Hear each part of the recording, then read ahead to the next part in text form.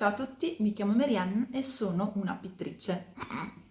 Scusate, ma sembra l'inizio di questi anni. Rifacciamo.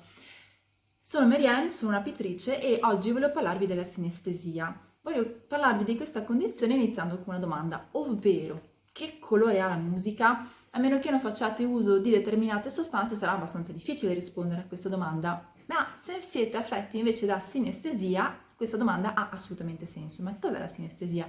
La parola sinestesia significa percepire insieme ed è una condizione neurofisiologica che è stata scoperta nel 1866. Poi, se volete tutti i riferimenti storici, potete andarli a cercare. Io non ho voglia di annoiarvi con queste cose, voglio arrivare direttamente al sodo, ovvero come funziona.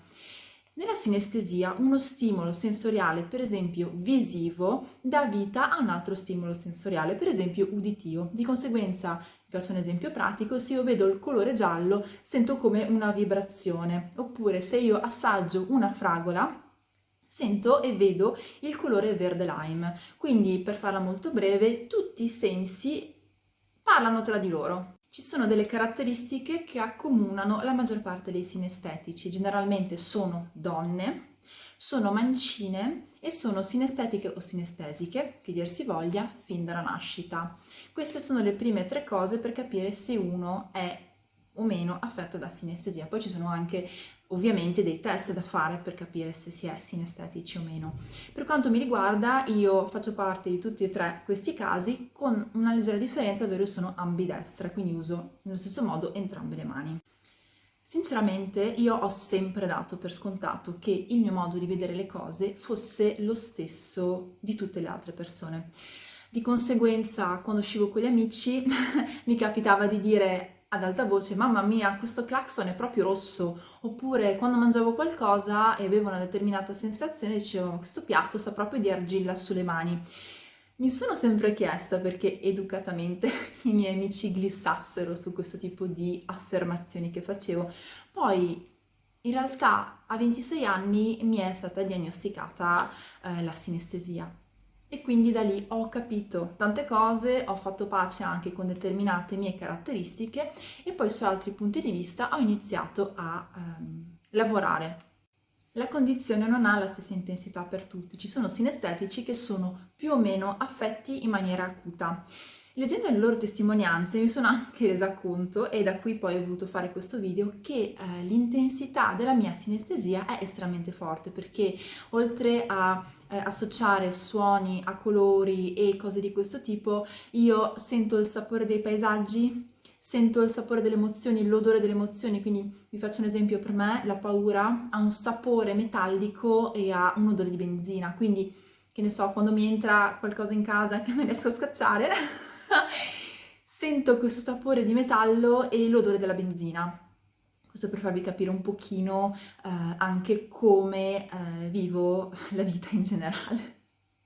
È comunque molto limitante cercare di spiegare questa sensazione, perché non è semplicemente un senso che lavora con un altro, quindi vedo un colore e ho una sensazione, per esempio, del sapore. A volte ci sono anche 3-4 sensi che lavorano tra di loro, quindi per esempio il suono delle cicale mi dà un'interferenza visiva, per fare un esempio, come quando la televisione non prende, che fa quell'effetto sale e pepe.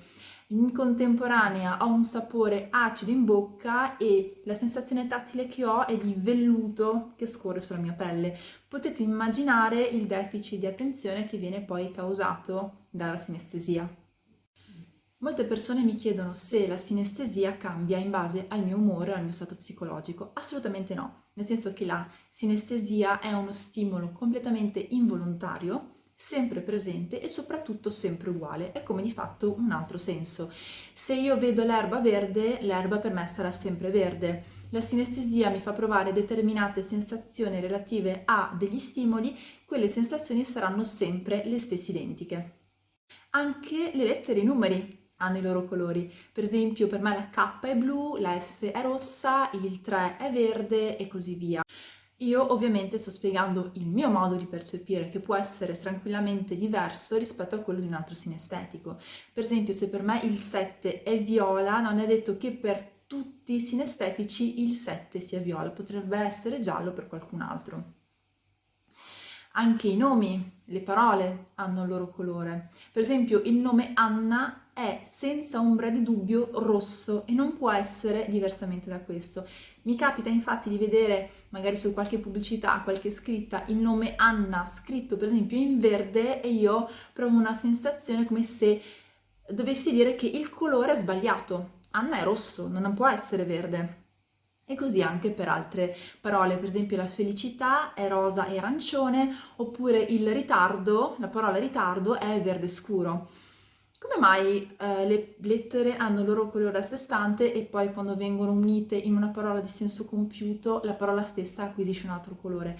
La mia teoria è che quando queste parole iniziano ad avere un senso compiuto diventano un concetto e quindi il colore viene associato direttamente a quel concetto. Anche le persone hanno il loro colore.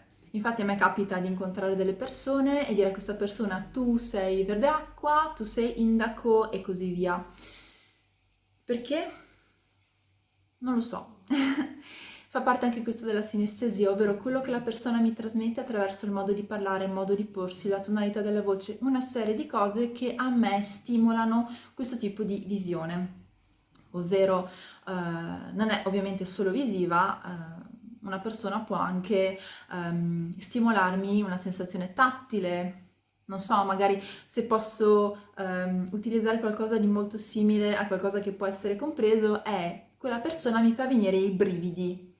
Quando qualcuno di poco piacevole si avvicina a voi, voi avete quella sensazione un po' di pelle d'oca. Nei prossimi video parlerò ulteriormente della sinestesia, approfondendo magari qualche piccolo concetto che in questo caso non ho detto perché non volevo fare un video troppo lungo che annoiasse le persone, quindi parlerò anche di artisti sinestetici perché sembra che la sinestesia sia una cosa comune a una grandissima parte degli artisti e poi parlerò anche delle mie esperienze di vita, quindi magari dei piccoli aneddoti divertenti che mi sono capitati e cose di questo tipo.